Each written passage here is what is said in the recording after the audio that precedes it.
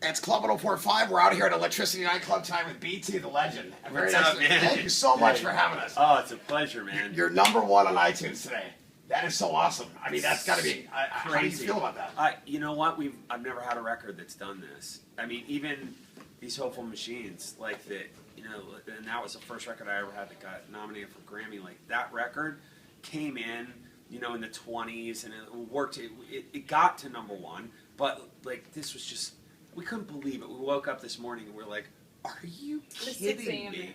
Yeah. The amount of energy that you have to have ready to go for tonight is just got to be insane. I'm going to rage really hard, man. Seriously. Very, very quickly, I'm going to take 1 second. Where do you see, I know this is kind of a loaded question, but where do you see EDM in 2 years?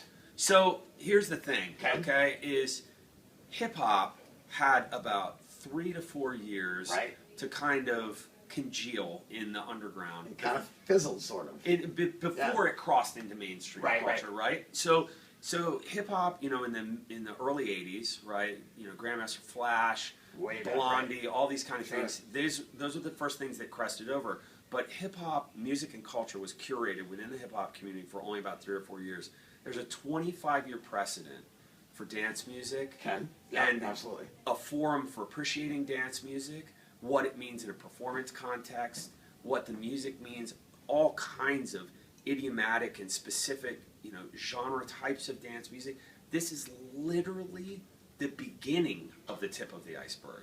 Like there's no limits to how far this is going to go. That's incredible to hear you say that. That's awesome. So you're witnessing, and the craziest thing is, like, I can't believe it's happening right now in our country. Right. You know, because like Brazil, we've been doing this, man, for 15 years. You know what I mean? Right. Hong Kong, you know, Spain, whatever. It's like this been happening, and now here it's like last year at EDC, I played for 40,000 people. Right. It's like it's really happening here now, man. And this is just the start. It really is. And what you're going to see happen is dance music go from, you know, because right now what's being, you know, taken in, interpolated, and appreciated is like, and some of the stuff's great, but it's sort of like bottle service, kind of house music, right? Kind of poppy stuff, and then kind of like the bro step-ish sort of dubstep, and then people are just like coming in. That's like the catalyst for people getting into the scene.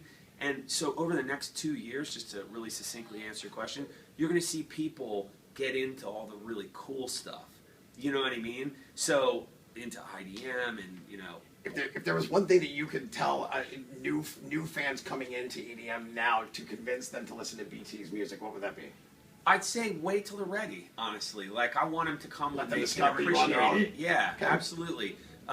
You know, because there's a lot of subtlety to my music, and there's a lot of detail, and that's kind of lost if you're just listening to, you know, the straight up, those kind of things that we were talking about. Although, like I said, I love some of that music, so I want people to discover it organically and to love it from a really altruistic place, you know? I know you're on limited time. I know you got to all good, man. And I'd love to sit here and talk to you all night. I know you're on limited time. Thank you so much. My pleasure. Appreciate it. Club 1045 and Electricity with BT tonight.